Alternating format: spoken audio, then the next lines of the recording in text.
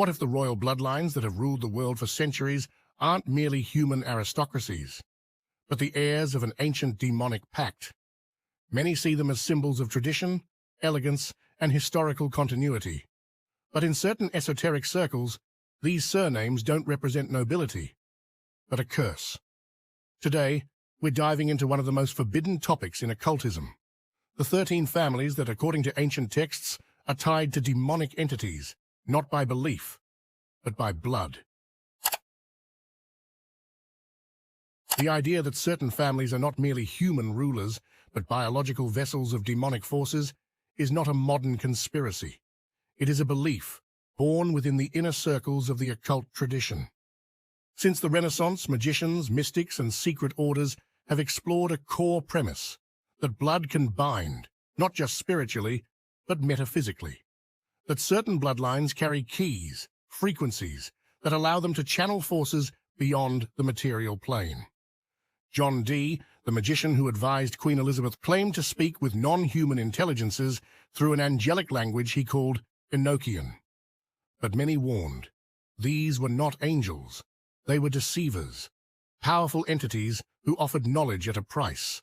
Not knowledge for all, but knowledge for a lineage. This is where the myth begins, not with demons appearing in smoke and fire, but with families chosen to carry their essence. Throughout the 16th and 17th centuries, grimoires, forbidden books of magic, emerged from the shadows of Europe. The grimoire of Pope Honorius describes rituals where the practitioner must sacrifice a goat and use its blood to sign a contract with infernal entities. The Grand Grimoire, equally feared, speaks of the Pacte de Sang, a blood pact that transfers power not just to the sorcerer, but to his descendants. The idea was simple: the blood carries the bond. In these texts, blood is not symbolic. It is a living seal, a biological anchor that links the body to the beyond. This belief gave rise to the notion that some families inherited power not from kings, but from demons. Later, occult systems deepened the myth. The Qliphoth, the dark mirror of the Kabbalistic tree of life, introduced a hierarchy of infernal spheres, each ruled by a demonic force. According to this vision, just as the divine world flows through holy bloodlines, so too does the infernal world require vessels, human conduits whose blood resonates with darkness. Cain, the first killer in the Bible, was often seen in occult circles not as a cursed soul, but as the first hybrid, born of human flesh, yet touched by a non-human force. From him, the idea of a tainted bloodline took shape, not a metaphor, but a literal descent from a pact sealed in primordial times. The Book of Enoch, banned from most religious canons, speaks of the Watchers, fallen angels who descended to earth and bred with human women.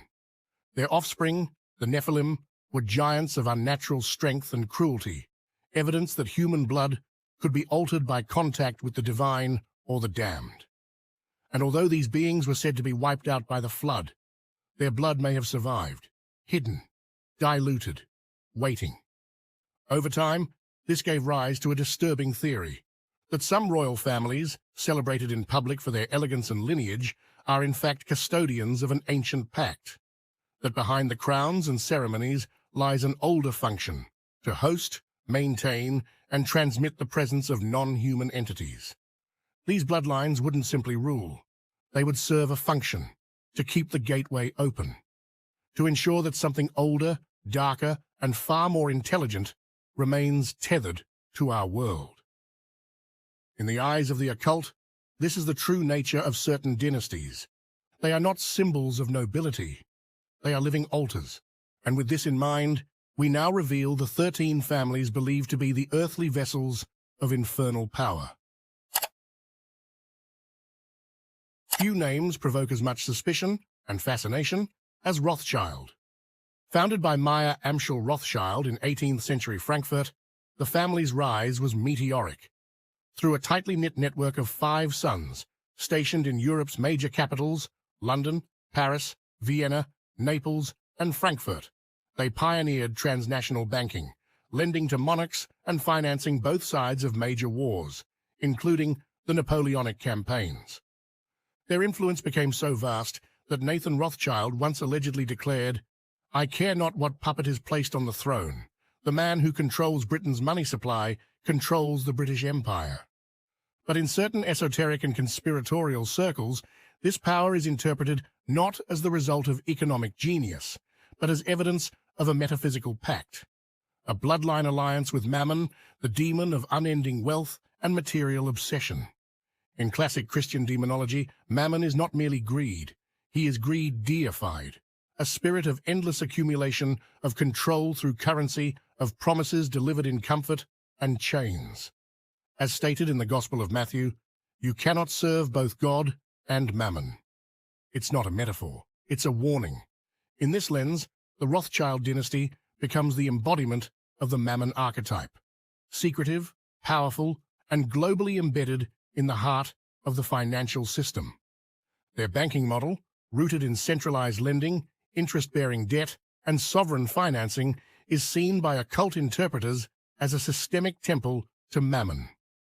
Occult theorists point to the year 1815, after the Battle of Waterloo, when Rothschild agents were the first to receive news of Napoleon's defeat. Legend says Nathan manipulated the stock market by briefly selling British consols, prompting panic, only to buy them all back at a fraction of the price, doubling his fortune overnight. To the esoteric mind, this was not merely cunning. It was ritualized predation, the visible hand of Mammon rewarding his acolyte. Even modern conspiracy theorists, such as Fritz Springmeier in Bloodlines of the Illuminati, frame the Rothschilds as one of the 13 ruling families, acting as economic high priests for a global occult order. Caricatures from the 19th century, originally intended as anti-Semitic propaganda, often depicted Rothschild patriarchs surrounded by coins, contracts, and demonic shadows, images which, though morally repugnant, are interpreted in occult symbolism as unintended truths hidden in plain sight. The family's historical secrecy and tight intermarriage, marrying within their own bloodline to preserve capital and influence, further feeds the mythos. In this interpretation, the Rothschilds did not merely serve Mammon. They became the vessel through which he exerts dominion, not through swords or armies, but through ledgers, loans, and invisible chains. If the Rothschilds represent the financial power behind the throne, the House of Windsor is the throne.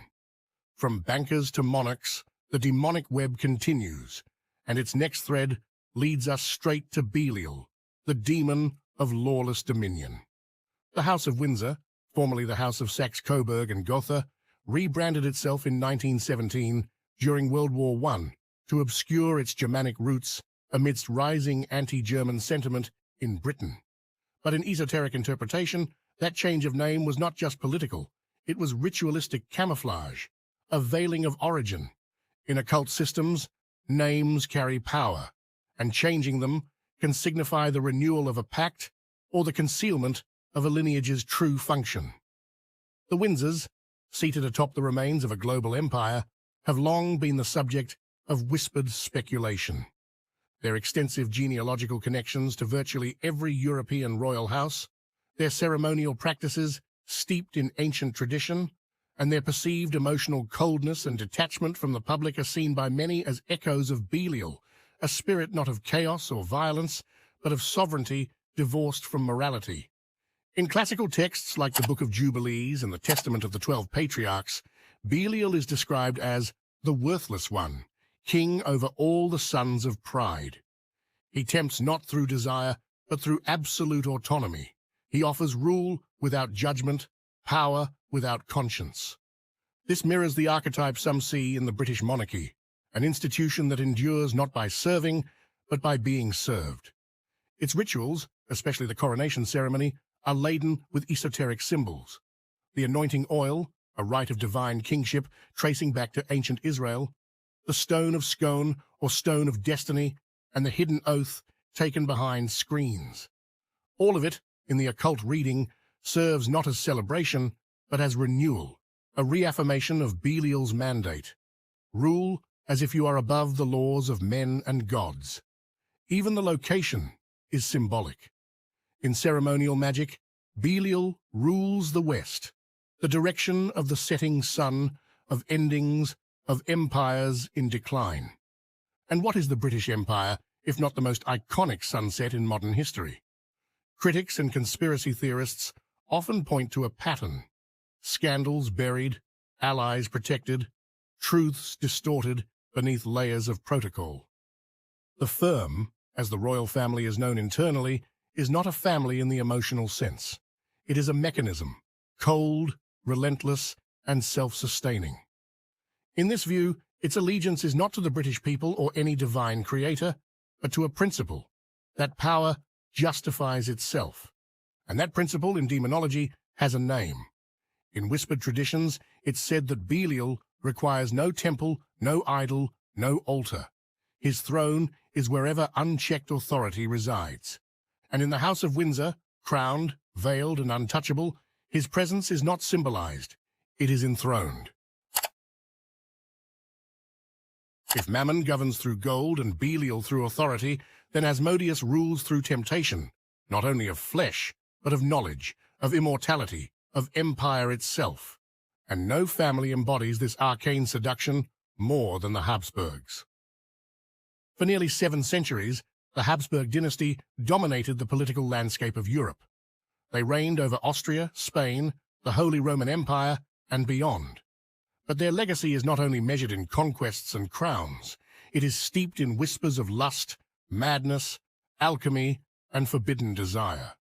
To the esoteric mind, this dynasty did not merely rule, they transgressed. And the demon they are most often linked to is Asmodeus, the archdemon of lust, decadence, and forbidden knowledge. In the Book of Tobit, Asmodeus appears as a jealous spirit who murders each of a woman's husbands on her wedding night. In medieval demonology, he is described as the corrupter of kings, whispering sin into royal ears, urging incest, fornication, and the pursuit of carnal power. No demon is more associated with sexual perversion, bastard bloodlines, and secret pleasures, which is why, in esoteric theory, he fits the Habsburgs perfectly. The Habsburgs were infamous for their extreme inbreeding, often marrying nieces, uncles, and even first cousins. This led to genetic anomalies, most famously the Habsburg jaw, a severe prognathism that disfigured multiple generations. But for occult thinkers, this deformity is more than a consequence of genetics. It is a mark, a physical symbol of bloodline corruption, the signature of Asmodeus, stamped on the flesh. Their sexual history only deepens the connection. Charles V of Spain fathered multiple illegitimate children. Philip IV had over 30 mistresses and sired more than 40 bastards. Royal courts whispered of incestuous relations, hidden pregnancies, and unholy unions. By the 17th century, some clergymen referred to the Vienna court as a new Sodoma. And yet, lust was only one face of Asmodeus. The other is knowledge.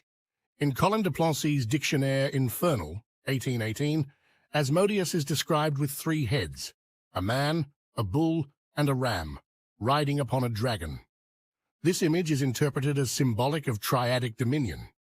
The man represents Central Europe and the Holy Roman Empire. The bull, the Iberian Peninsula and its colonies in the New World. The ram, sacrificial and divine, represents the Habsburg aspiration to dominate Christendom itself. This thirst for absolute power led the dynasty beyond politics and into the forbidden arts. Emperor Rudolf II, one of the most eccentric monarchs of his time, made Prague the capital of European occultism. He surrounded himself with alchemists, astrologers, and sorcerers, including John Dee and Edward Kelly, who were said to perform demonic invocations and even attempt to create a homunculus, an artificial human. The Museum of Alchemy in Prague still displays sigils, rituals, and infernal seals believed to have been collected under Rudolf's patronage. In this world, the Habsburgs weren't just emperors.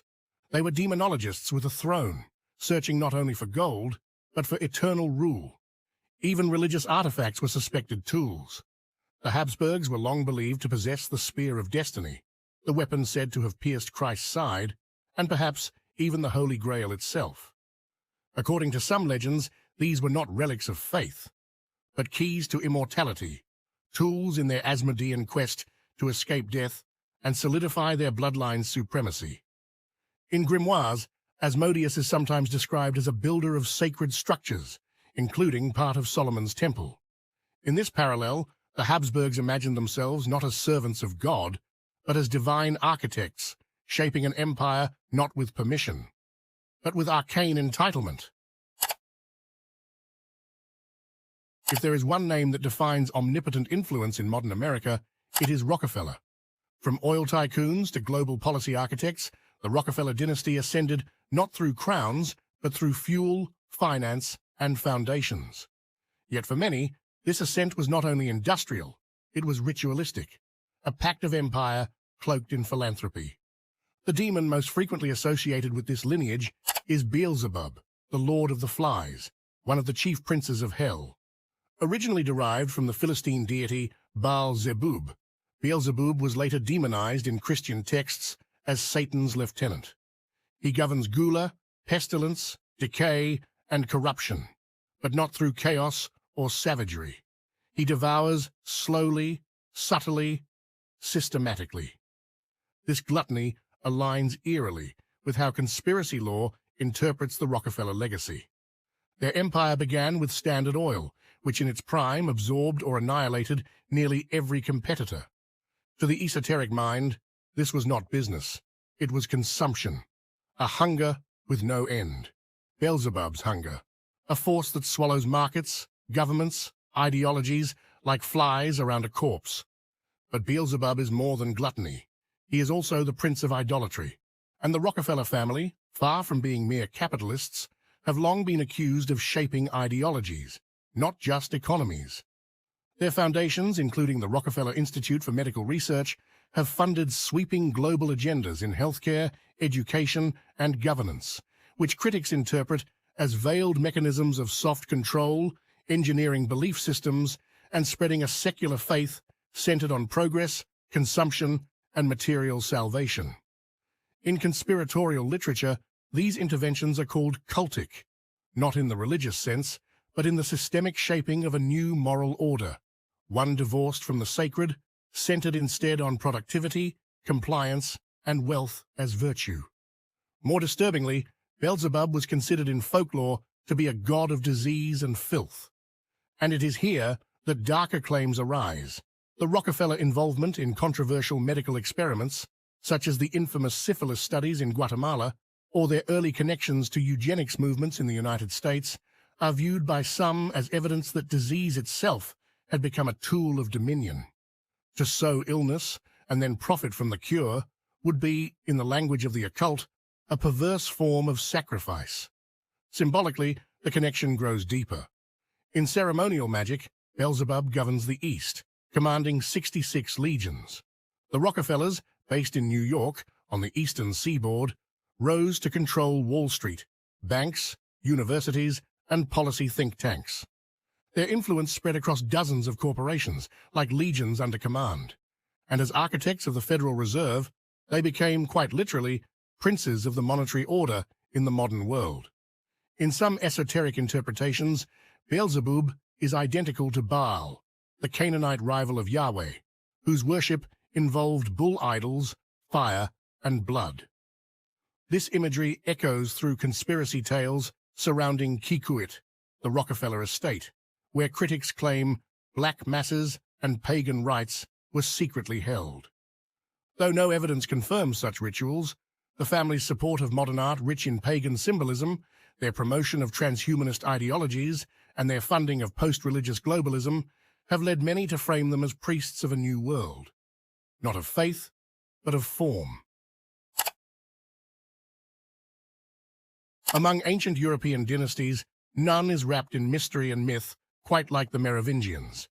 They ruled over the Franks between the 5th and 8th centuries, but their legacy echoes far beyond history books. In esoteric lore, they are not simply remembered as kings, but as vessels of something older, darker, and perhaps not entirely human. The demon most often associated with their lineage is Lilith, the first woman, the first rebel, and, in occult tradition, the mother of demons. According to Jewish mysticism, Lilith was created before Eve. She refused to submit to Adam and fled into the night, embracing her own sovereignty and sexuality. Over time, she became the embodiment of dark feminine power, of rebellion against patriarchal divinity, of forbidden knowledge, infanticide, and seduction. She is said to prey on the children of others while empowering her own. Why link her to the Merovingians? First, the women of this dynasty were not ordinary queens. Figures like Fredegund and Brunhilde were infamous not for virtue, but for bloodshed. Fredegund was accused of poisonings, necromancy, and invoking spirits of the dead. Brunhilde, her rival, was said to have bargained with demonic forces to prolong her life and protect her throne. The Merovingian court was marked by fratricide, ritual murders, and mysterious deaths of heirs, an echo to some of Lilith's hunger for bloodlines. Second, the origin myth of the dynasty is chillingly aligned with Lilith's aquatic form. A legend claims that Merovech, the dynasty's founder, was born after his mother bathed in the sea and was impregnated by the Quinator, a sea beast of infernal nature. This myth mirrors the archetype of Lilith as a dark siren, a being from the depths who births hybrid offspring, half human, half other. Later, folkloric parallels reinforce this. The medieval legend of Melusine, a serpent-tailed waterwoman who married into noble lines and gave her blood to royal houses, was linked by some chroniclers to the Merovingians. In occult interpretation, Melusine is a mask for Lilith, seductive, powerful, and cursed. Occult writers like Gerard de Sede have claimed that Merovingian kings possessed psychic gifts, such as healing through touch and communion with nature spirits, traits interpreted not as miracles, but as taumaturgic talents passed through a non-human bloodline. In Kabbalistic mysticism, Lilith is the consort of Samael, and her offspring, the Lilim, are astral parasites that dwell in the cliphotic shadow of the moon, the dark side of divine creation. This connection becomes more than symbolic when one considers that Merovingian kings were seen not as political rulers, but as divine figures, living relics of a pagan and primordial power, one that Christianity sought to erase. Their fall came not by war, but by absorption. After centuries of rule, the last Merovingian king was dethroned by the Carolingians, Christianized nobles loyal to the Vatican. To the esoteric eye, this wasn't a coup. It was exorcism, the banishment of Lilith's line from the public world, forcing it into the shadows where it waits. The golden bee, their symbol, reinforces this reading. In ancient symbology, the bee is not just industrious. It is sacred to the goddess, associated with rebirth, the soul, and hidden knowledge. In pre-Christian cults, bees served as messengers between the living and the dead. Thus, the Merovingians are seen not just as royalty, but as occult royalty. The blood of Lilith flows through their veins, rebellious, mystical, seductive. Their fall was not an end, but an eclipse. It's no surprise that in modern mythologies, from the Holy Blood and the Holy Grail to the Da Vinci Code, the Merovingians reappear as the hidden bloodline, the true heirs of a double legacy, the sacred and the profane, the Christ and the demoness. The fall of the Romanovs wasn't just the end of a monarchy, it was, in some esoteric interpretations, a ritual sacrifice. And the demon linked to this event is Moloch, the ancient Canaanite deity associated with the sacrifice of children by fire. In occult symbolism, Moloch represents any power structure that demands innocent blood to maintain control. By this logic, the Romanov dynasty, which ruled Russia for centuries, fits the archetype disturbingly well. Throughout their reign, millions of young Russians were sent to die in wars: the Crimean War, the Russo-Japanese War, and World War I. From an esoteric perspective, these weren't just geopolitical conflicts. They were systemic offerings, a nation feeding its youth into the fire to sustain imperial power. In this framework, the Romanov Empire acted as a modern altar to Moloch, but the most disturbing alignment comes with the dynasty's end. On July 17, 1918, Tsar Nicholas II, his wife Alexandra, and their 5 children, including 13-year-old Alexei, were executed in a basement by Bolshevik guards. No trial, no mercy, just total erasure of a bloodline. Some occult theorists interpret this as a ritualistic execution. A poem found on the wall at the murder site, quoting Heinrich Heine, references the biblical banquet of Belshazzar. A king killed the same night, a mysterious inscription appears. To many, this was a message, a reference to divine judgment, deliberately placed as part of an occult ritual. It has also been suggested that members of the Bolshevik leadership were involved with esoteric societies, possibly tied to the Swedish order Dragon Rouge, which had known occult connections. And the execution date, mid-July, coincides closely with ancient fire festivals in Canaanite tradition, tied to offerings to Moloch. Even Rasputin, the mystic advisor to the imperial family, warned that if the Romanovs were killed by their own people, Russia itself would collapse. For some, that wasn't just prophecy. It was ritual context, the recognition that a sacrificial event was on the horizon, with catastrophic consequences. What followed was a civil war, mass famine, purges, millions dead. In the esoteric narrative, the Romanovs spent decades offering the lives of others to sustain their rule. But when the tides turned, and their role was no longer useful, Moloch consumed them too. The Medici family of Florence, bankers turned popes and dukes, were the architects of the Renaissance. Under their patronage, art, science, and philosophy flourished. They brought light to Europe after centuries of darkness, which is precisely why, in occult narratives, they are linked not to darkness per se, but to Lucifer, the light bringer. Before his fall, Lucifer was the brightest of angels. His rebellion turned him into a symbol of defiance, but also of intellect separated from divinity, knowledge that challenges divine order.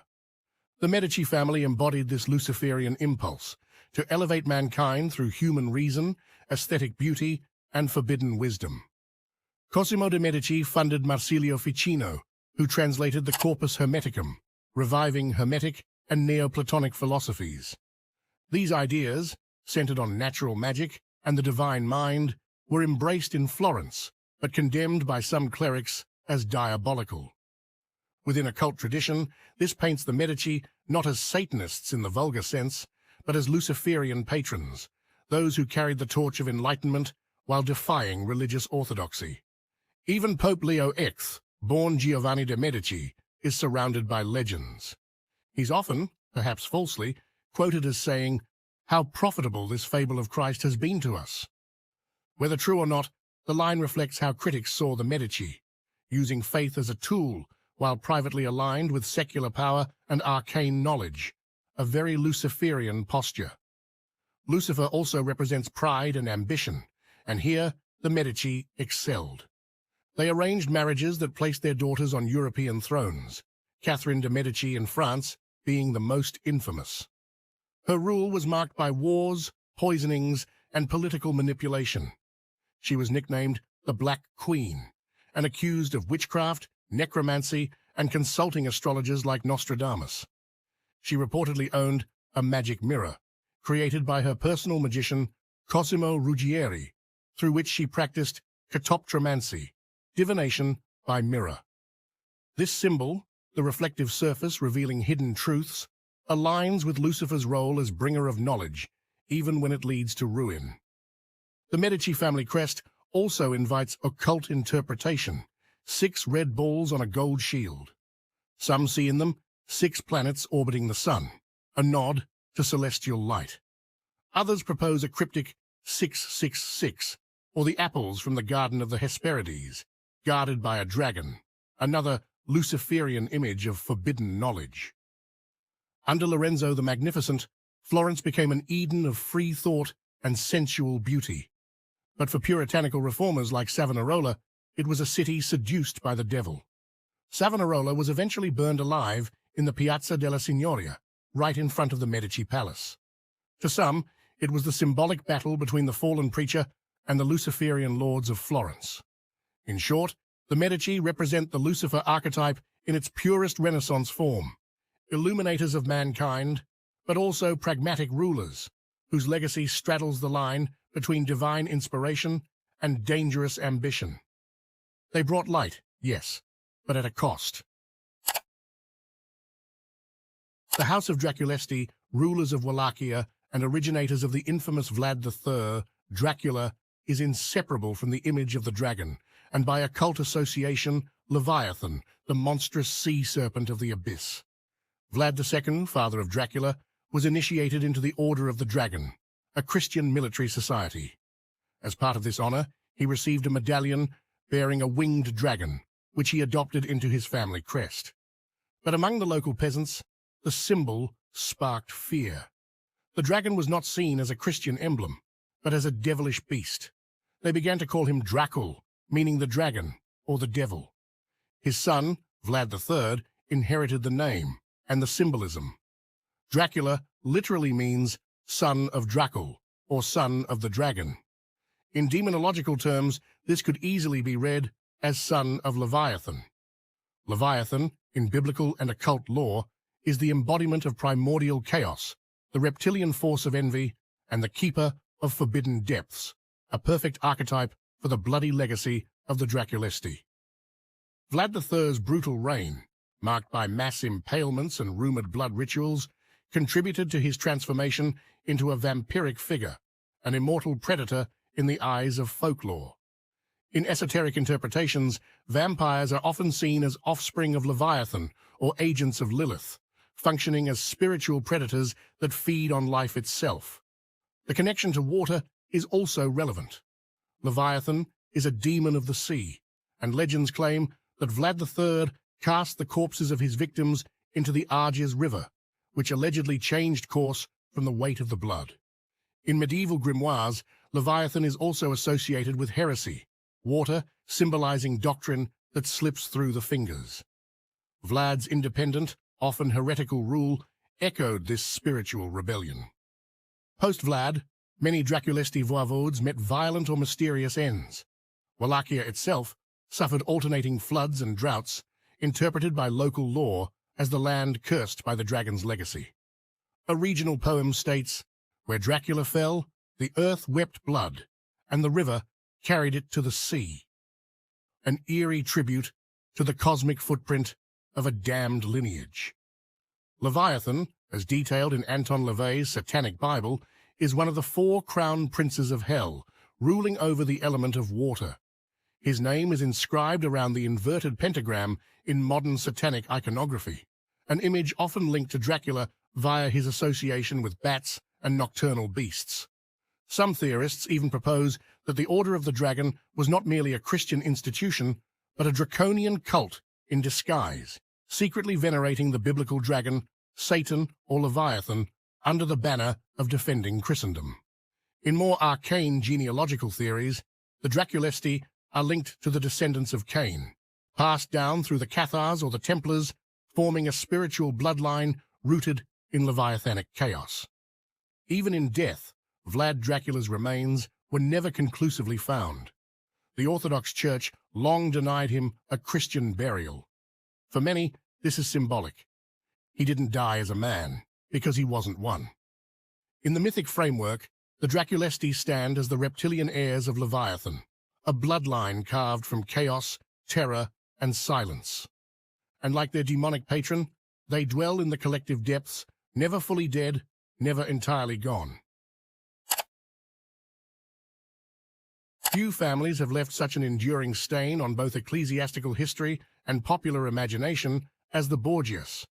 Originating in Valencia, but rising to power in Renaissance Italy, this dynasty placed 2 popes on the throne of St. Peter, Calixtus III, and the infamous Alexander VI, and produced figures of wealth, seduction, and blood-soaked ambition. Within the occult narrative, their demonic counterpart is Azazel. According to the Book of Enoch, Azazel was one of the chief watchers, the fallen angels who descended to earth and corrupted humanity. He is described as the one who taught men how to forge weapons, and women how to use cosmetics to seduce. In other words, Azazel armed the world with tools for war and lust. This dual legacy fits the Borgias with unsettling precision. Rodrigo Borgia, who became Pope Alexander VI, gained the papacy through bribery and intrigue. He flaunted his mistresses and acknowledged the children he had with them, most famously Cesare and Lucrezia Borgia. These offspring of the Pope became symbols of Renaissance decadence. Lucrezia, cast as the beautiful poisoner, Cesare, a ruthless military commander who aspired to carve out a kingdom in central Italy. Reports of the Banquet of the Chestnuts in 1501, allegedly hosted by Alexander VI inside the Vatican, described 50 courtesans crawling naked to collect chestnuts before engaging in orgiastic rites. Whether embellished or not, such accounts fed rumors that Borgia rule was guided not by Christ, but by demons. Azazel's teachings, warfare, ornamentation, forbidden knowledge, mirror the very tools the Borgias used to maintain power. Cesare, in particular, fits the mold of a disciple of Azazel, a man driven by conquest, uninhibited by morality.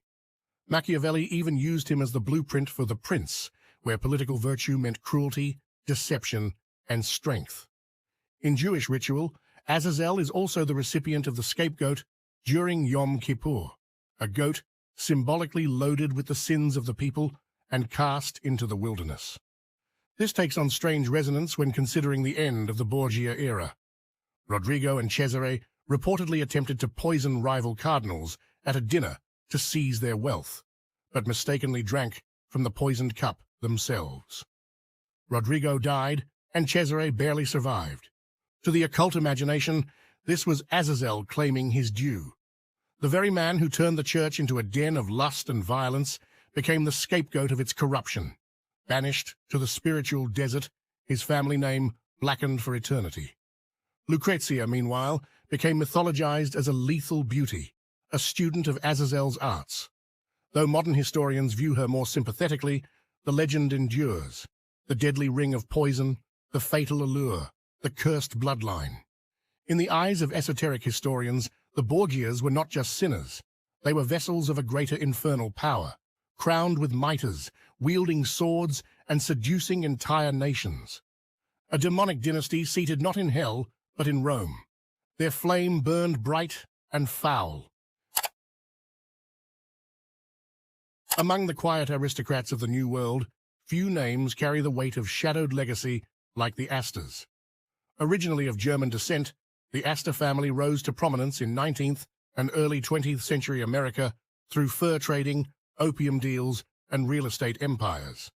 But within esoteric theory, especially in the writings of Fritz Springmeier, who lists them among the 13 Illuminati bloodlines, the Astors are seen not merely as tycoons, but as veiled sorcerers of the elite. Their corresponding infernal patron is Astaroth. In demonology, Astaroth is a Grand Duke of Hell, depicted as a crowned angel riding a dragon and holding a serpent, symbols of dominion, forbidden knowledge, and seduction through counsel. His name derives from Astarte, the ancient Phoenician goddess of war and fertility, later demonized in medieval grimoires, such as the Pseudo-Monarchia Daemonum and the Ars Goetia. To the occult imagination, the Astors mirrored Astaroth's role, an elite lineage ruling not with thrones, but with deeds, not with swords, but with whispers. In Gilded Age America, they were known as the landlords of New York, with vast properties stretching across Manhattan. Mrs. Astor's infamous 400 defined the social upper crust. Behind closed doors, conspiracists alleged that these balls and soirees were hermetic rites in disguise, where masked dancers veiled symbolic rituals. One figure in particular draws attention: John Jacob Astor IV. Though publicly a financier, inventor, and science fiction author, he was allegedly involved in the spiritualist circles of the 19th century, attending seances and dabbling in esoteric philosophies. His novel, A Journey in Other Worlds, 1894, explores mystical life on Saturn and Jupiter, planets with deep occult resonance. To some, this wasn't fiction. It was initiation. His death aboard the Titanic in 1912 only deepened the myth. Astor IV was, according to some fringe theorists, opposed to the formation of the Federal Reserve. That same year, the Reserve was created. Theorists suggest his death wasn't a tragedy. It was a ritual sacrifice, a necessary offering to clear resistance before the birth of a new financial era. Astaroth, as the demon of prophecy and secrets of time is believed to demand such exchanges, one soul for future control. In grimoires, Astaroth is said to grant knowledge of the past, present and future, and to reconcile conflicts between spirits. Similarly, the Asters acted as diplomatic intermediaries. One married into Russian nobility, Prince Obolensky, another served as ambassador to Italy during WW2. Their influence stretched across continents, linking Old World royalty with New World power, just as Astaroth is said to mediate across infernal realms. They also financed powerful think tanks like the Council on Foreign Relations, interpreted by some as the brain trust of the hidden government. In this role, the Asters join a dark trinity with the Rothschilds and Rockefellers, mirroring the infernal triad of Lucifer, Beelzebub, and Astaroth. Though the family name has faded from mainstream awareness, their monuments remain: hotels, neighborhoods, cultural institutions. And for those who read between the lines, their legacy isn't just wealth. It's a lineage enthroned beneath the sigil of Astaroth, stewarding elite society not through elections or empires, but through bloodlines, blueprints, and secrets. Unlike the overt dynasties of global power, the Collins family operates in whispers. Allegedly, one of the most secretive yet influential bloodlines in the occult underground of America, the Collinses are named by theorists like Fritz Springmeier as more hidden and more powerful than even the Rockefellers. Not kings or tycoons, the Collins were old Puritan settlers in New England, with ties to high-level politics, religion, and, according to conspiracists, multi-generational witchcraft. Their infernal counterpart is Baal, the ancient Semitic god later demonized as a prince of hell, linked to fire rituals, idolatry, and fertility orgies. Baal represents false worship embedded within monotheistic societies, and the Collins, while appearing respectable, ministers, judges, or congressmen, are said to have secretly upheld rites of pagan darkness. In this narrative, their sabbats were held behind closed doors, masked gatherings, sacrificial offerings, and rites performed at equinoxes in windowless mansions built to channel ancient forces. Some testimonies from alleged survivors of MK-Ultra or trauma-based mind control claim the Collins were ritual leaders within underground cult networks, offering children or young blood in symbolic pacts. While unverifiable, these accounts shape the image of the Collins as priests of Baal in the modern world. Baal, often depicted with horns or a bull's head, demanded firstborn sacrifices and dominated with deception. Similarly, the Collins are linked in occult circles to programs of psychological control, generational trauma, and hidden authority. Even their tragedies, family suicides, mental illness, disappearances, are interpreted as the price paid to Baal, blood for influence. Some researchers claim the Collins were involved in the founding of Skull and Bones at Yale, injecting European esoteric traditions into American elite networks. Others point to their quiet presence in early spiritualist circles and Freemasonic orders. Even their rumored symbols, such as the winged sun or black star, align with Baal's ancient emblems of secret illumination. Whether folklore or fragmentary truth, the Collins are seen as the witch bloodline hidden in plain sight. They represent the occult embedded in Puritanism, the shadow beneath the cross, and the belief that Baal never left. He simply changed names and moved into modern America. In the shadowed halls of Vatican intrigue, the Orsini family stands among the most ancient and mysterious. Originating from Roman aristocracy, they trace their ancestry to Julius Caesar, and throughout the Renaissance, they were rivals to the Borgias and allies to the Medici popes. In theories about the black nobility, the idea that certain Italian noble families still control the Vatican and global systems of power, the Orsini are placed at the top, alongside the Aldobrandini and Farnese.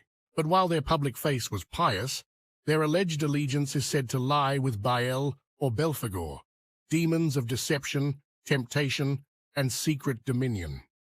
Baal, the first demon listed in the Ars Goetia, appears with the head of a cat, a toad, or a crowned man, and grants invisibility and rule over legions.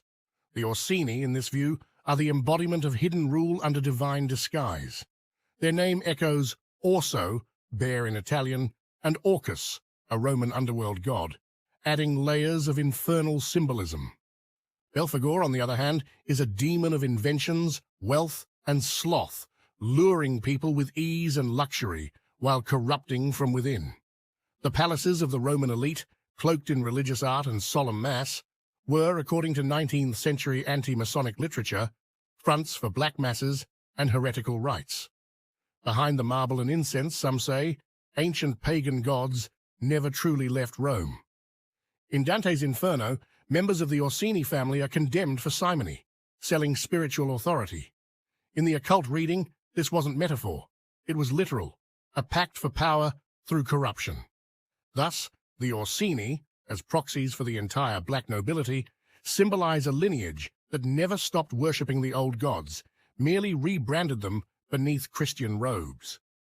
Whether through Baal's invisibility or Belphegor's seduction, these families are said to govern from the shadows, steering faith, politics, and economics not towards salvation, but towards something far older and far darker. So, were these families simply ambitious elites who shaped history through wealth, politics, and influence? Or were they something far darker, vessels for ancient powers, bound by blood oaths and occult pacts? The idea of demonic bloodlines may sound extreme, but throughout history, power has always carried whispers of the infernal. When monarchs claimed divine right, when bankers funded wars from behind velvet curtains, when popes broke their own sacred vows, people looked for explanations, and in the shadows, they found demons. Whether metaphor or hidden truth, these 13 lineages represent more than conspiracy. They reflect a human fear that some rulers may not rule by accident, but by design. A design traced not on paper, but on the astral plane. And maybe, just maybe, we are still living under their spell.